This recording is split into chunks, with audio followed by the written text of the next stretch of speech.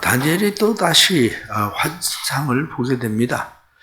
다니엘이 환상을 보는 것은 우리가 7장에서는 벨사살 왕 원년 그렇게 이야기를 했습니다. 그런데 원년에서 지금 8장 1절 말씀을 보면 벨사살 왕 제3년에 3년이 지나간 거죠. 벨사살 원년이 553년이었으니까 BC 3년이 지나가서 지금 이제 550년 되는 그런 때죠. 550년 됐을 때에 환상을 보게 됩니다. 이 환상을 보게 되는데 환상 가운데에 두 뿔을 가진 수양 하나가 일어납니다. 두 뿔 가진 수양 하나가 일어나서 이쪽 저쪽을 사방으로 막 받아서 북쪽 남쪽 그리고 여러 곳으로 그 힘을 세력을 펼칩니다. 그런데 구할 자가 없었다. 그렇게 됩니다.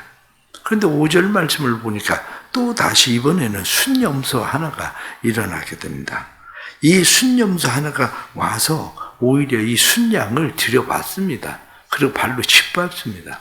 그런데 이 순양을 구할 만한 그러한 자가 없어요. 그래서 이 성경에 나타난 말씀을 보니까 그가 이렇게 막 여기저기 사방으로 들여받고 있는데 그 뒤에 보면은 나타난 말씀이 뿔이 4개가 일어납니다.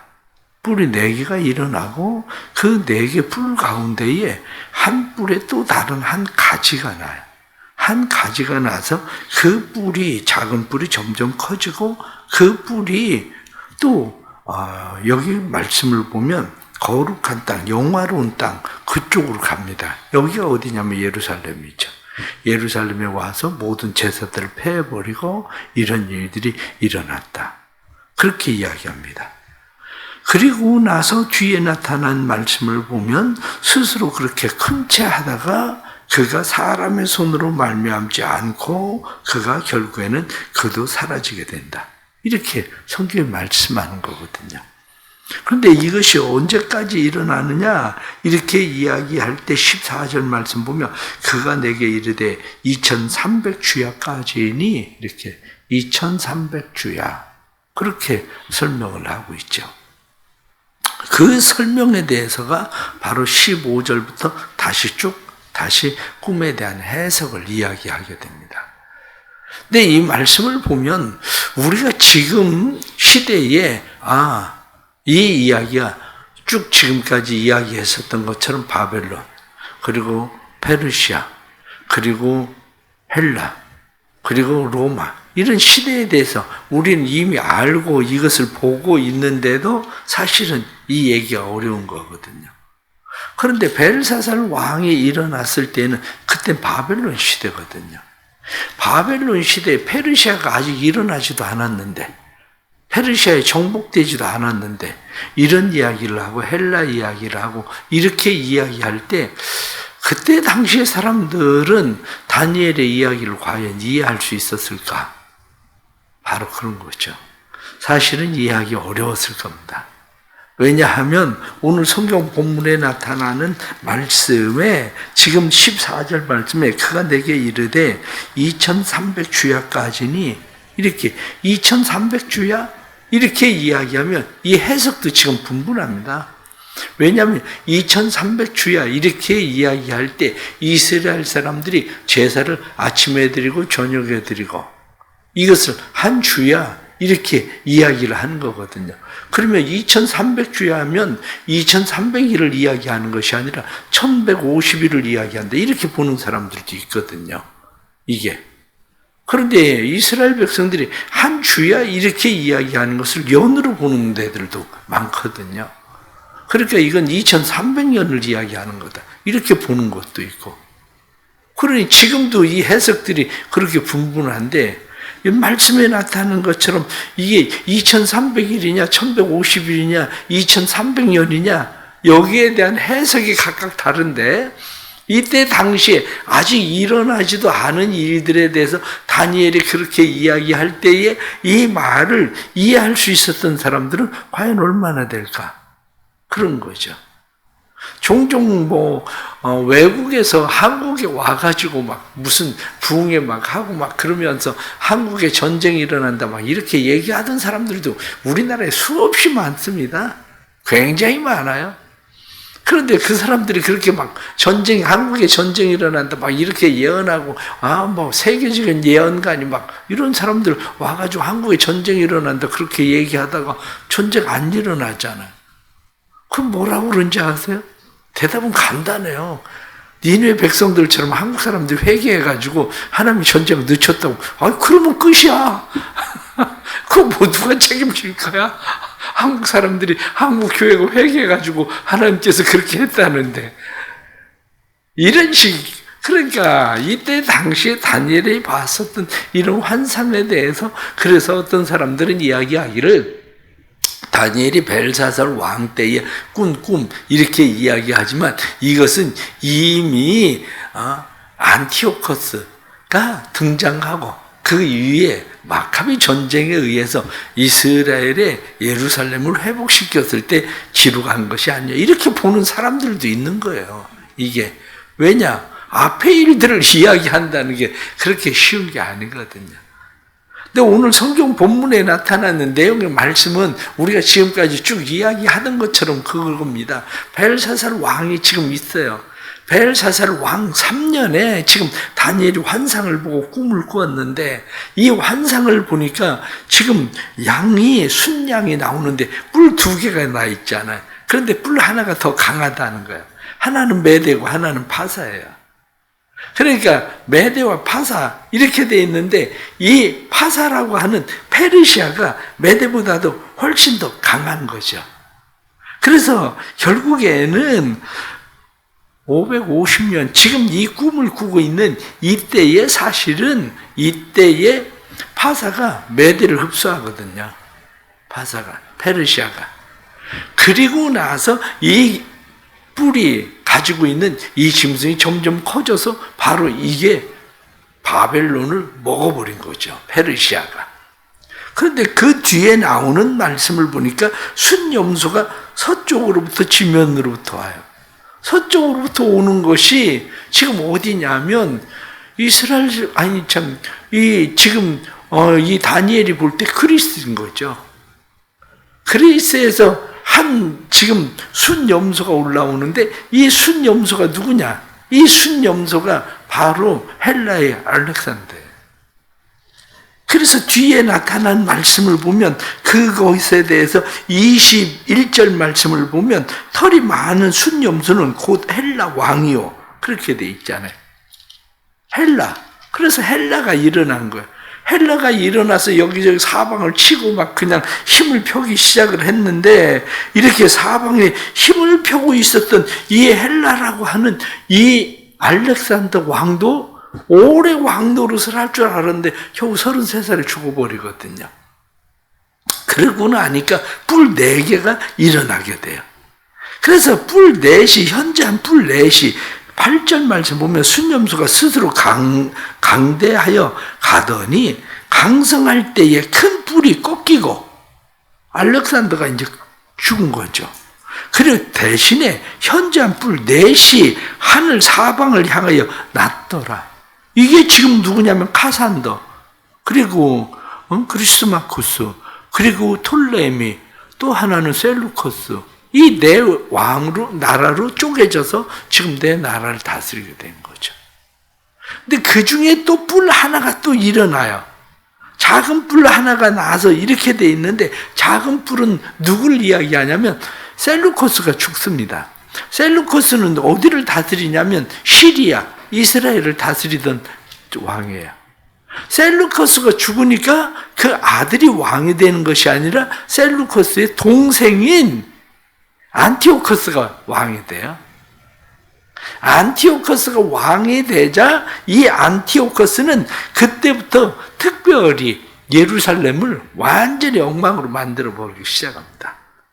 그래서 예루살렘 성전에다가 돼지머리 갖다 올려놓고 할례 못 받게 하고 할례 시키는 엄마들 죽이고 그것뿐만 아니라 돼지피 사람들에게 뿌려버리고 이런 짓을 하던 사람이 누구냐면 안티오코스 4세라고 이야기하는 사람이에요. 안티오코스 4세를 뭐라고 자기 스스로 이야기하냐면 에피파네스라고 이야기합니다. 에피파네스. 이 에피파네스라고 이야기하는데 이 안티오코스가 에피파네스라고 하는 말이 무슨 얘기냐면 보여지는 자거든요. 이 에피파네스라고 하는 말은 드러낸 자. 그것을 다른 말로 이야기하면 신의 현현. 무슨 얘기냐? 내가 신이다 그 얘기예요. 신의 현현. 내가 신이다. 그 얘기하던 사람이 바로 이 지금 안티오코스 4세라고요. 그 안티오코스 4세가 이렇게 못된 짓을 막 하고 그러니까 167년에 한참 뒤죠. 지금 뭐 550년 얘기하고 있는데 그 뒤로 한참 넘어가서 167년에 그때 마카비 전쟁을 일으키기 시작한 거예요. 마카비 전쟁이. 마카비 전쟁이 167년부터 160년까지 마카비 전쟁이 막 계속 진행이 됩니다. 이때 독립에 대한 그러한 전쟁이죠. 이 독립에 대한 전쟁, 특별히 안티오코스가 이 지금 악한 일들을 행하고 이러한 일들로 인해서 독립전쟁을 치르는데 독립전쟁이 정말 힘이 있어서 독립한 거냐? 그건 또 아니에요. 왜 그게 아니냐면 오늘 성경 본문에 나타난 말씀을 보면 25절 말씀에 그가 꾀를 베풀어 제 손으로 속임수를 행하며 마음에 스스로 큰 체하며 또 평화로운 때에 많은 무리를 멸하며 또 스스로 서서 만왕의 왕을 대적할 것이나 그가 사람의 손으로 말미암지 아니하고 깨지리라. 사람의 손으로 말미암지 않고 깨졌다. 그 얘기가 무슨 얘기냐면 안티오코스가 마카비 전쟁을 일으키는 사람들을 제압을 하려고 옵니다. 그러다가 죽어요. 병들어서. 갑자기 병들어서 죽어요. 그러니까 사람의 손으로 말미암지 않고 죽는다. 이게 그대로 성경 말씀이 그대로 다니엘의 예언대로 그대로 이루어지는 사건들에 대한 이야기예요. 그러면 그때 당시에 사람들이 우리가 한편으로 생각을 해보면 이런 거예요. 지금 550년의 이야기예요. 550년. 그런데 이때가 언제냐면 167년이라고 조금 전에 이야기했잖아요. 167년의 이야기면 지금 이게 세월이 뭐 300년, 350년이 막 지나간 후에 얘기를 하고 있는 거예요. 이게 오늘 내 얘기도 우리도 모르겠는데 350년 후에 얘기를 하니 아니 그때 당시에 사람들이 이게 뭐 무슨 얘기를 하고 있는지 모르는 건 고사하고 그게 나하고 무슨 상관이 있는데 사실 그거 아니에요? 아니 그게 나하고 무슨 상관인데 우리가 요즘 막 AI 얘기 나오고 그런데 AI에 대한 이야기의 핵심이 지금 AI를 개발한 사람들의 핵심은 굉장히 중요합니다. 그 사람들이 개발한 사람들이 핵심적으로 이야기하는 것이 뭐냐면 신의 창조. 이 AI가 신이라는 거예요. 한마디로 이제 앞으로. 왜냐? AI는 앞으로 자기에게 대적하는 인간들을 죽인다는 거예요. 자기 마음대로. 그게. 그러니까 그렇게 얘기를 해도 인간이 아니 그게 뭐 무슨 상관인데 나 얼마 안 있다 죽을 건데 아니 우린 잠깐 로봇 사용하고 뭐 그러면 되는 거 아니야? 이런 얘기하고 있지만 공상영화처럼 보여지는 일들이 앞으로 실제가 되는 일들이 벌어진다는 거예요. 그게. 그러면 결론적으로 이야기하고 싶은 게 뭐냐? 그거예요.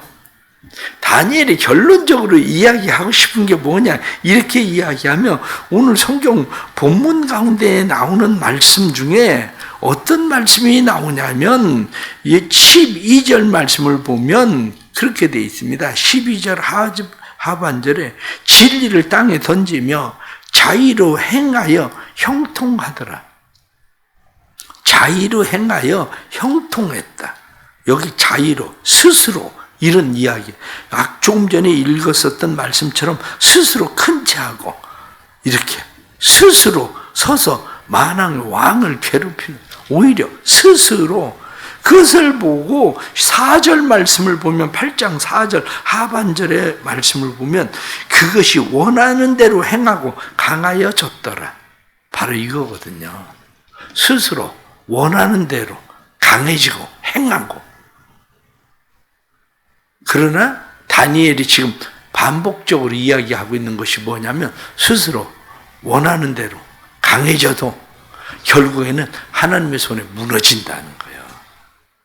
모든 나라, 모든 제국, 모든 왕이 하나님의 손에서 무너진다. 그게 맨 처음 느부갓네살 왕이 꿈을 꿨을 때에 큰 동상이 있었는데, 이 동상에 돌이 날아와서 그것을 깨서 부수는 것처럼, 인간이 아무리 스스로 강해지고 인간이 스스로 원하는 대로 모든 일들을 행해도 인간은 결국 무너진다는 거예요.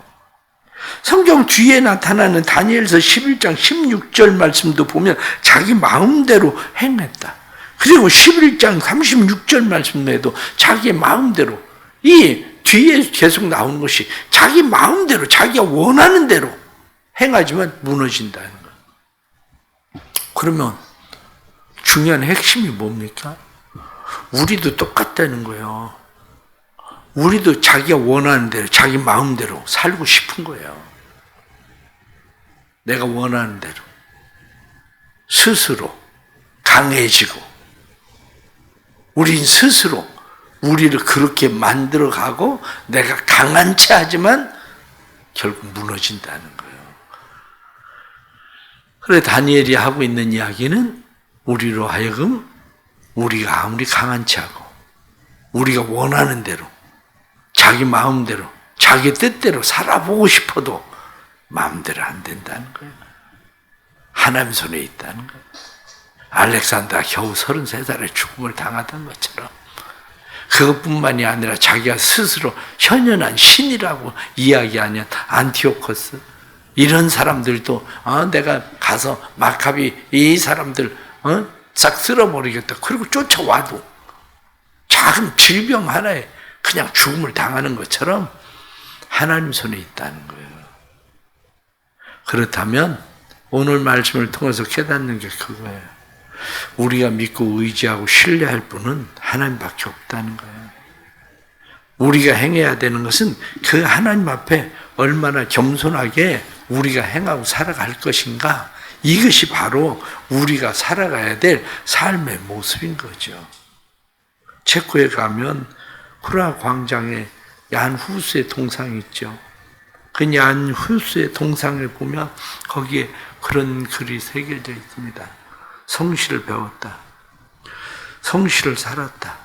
성실을 사랑했다. 성실을 지켰다. 그래요. 매일매일 삶 속에 하나님 앞에 성실함으로 우리를 살아내는 것, 그게 중요한 겁니다. 오늘 하루도 이 은혜로 살아갈 수 있는 축복이 있기를 간절히 바랍니다. 기도하겠습니다. 하나님 아버지, 세상 살아가면서 우리는 내 마음대로, 원하는 대로, 내 뜻대로 우리가 살아가기를 원해서 모든 것을 패해버리고 자의로 형통하였더라. 성경이 말씀한 것처럼 스스로 형통하며 살아갑니다. 그러나 하나님께서는 네가 스스로 큰 체하고 네가 스스로 만왕의 왕을 대적해도 사람의 손으로 말미암지 아니하고 깨지리라. 성경이 말씀한 대로 우리는 깨지고 부서질 수밖에 없는 하나님의 손에서 우리는 우리를 회복시킬 수 없는 사람들이라는 것을 압니다. 아무리 그 염소가 일어나고 양이 일어나고 해도 그들이 스스로 사방을 향해서 뻗어나가도 그들의 힘이 무너지던 것처럼 우리의 계획들도 다 무너질 수밖에 없음을 압니다. 우리가 그러기에 하나님을 믿고 의지하고 신뢰함으로 하나님 앞에 이 새벽에도 나와서 머리를 숙여 기도합니다. 주님, 우리를 도와주옵소서. 하나님 앞에 우리가 연약한 자임을 깨닫게 해주시고 우리 스스로 형통하려 하지 않게 해주시고 스스로 원하는 대로 살려 하지 않게 해주시고 스스로 강한 채 하지 않게 해주시고 우리가 하나님 앞에 연약한 자임을 깨닫고 하나님 앞에 살아갈 수 있도록 도와주옵소서. 사랑하는 성도들, 오늘 하루를 살아갈 때에도 성실을 식물 삼아 살게 해주시고 하나님 앞에 겸손함으로 살게 해주시고 약할 때 곧 강함이라 말씀한 대로 우리를 강하게 하시는 하나님 바라보고 살게 해 주옵소서. 경제적인 삶에 힘들고 어려운 성도들 은혜 베풀어 주셔서 경제적인 삶에 힘들고 어려운 고난의 때 잘 이겨나가게 해 주시고 뿐만 아니라 하나님께서 큰 은혜 베풀어 주셔서 질병의 고통 가운데 있는 우리 사랑하는 성도들 치유와 회복의 은혜로 강하여지고 강건케 되는 역사 있게 해 주옵소서. 새벽에 하나님 앞에 드려지는 1000번째 귀한 예물 주께서 받으시고 이들의 마음과 이들의 생각을 아시오니 주님의 뜻을 이루는 하나님의 선한 도구들로 온전히 사용해 주옵소서. 예수님의 이름 받들어 기도드리옵나이다. 아멘.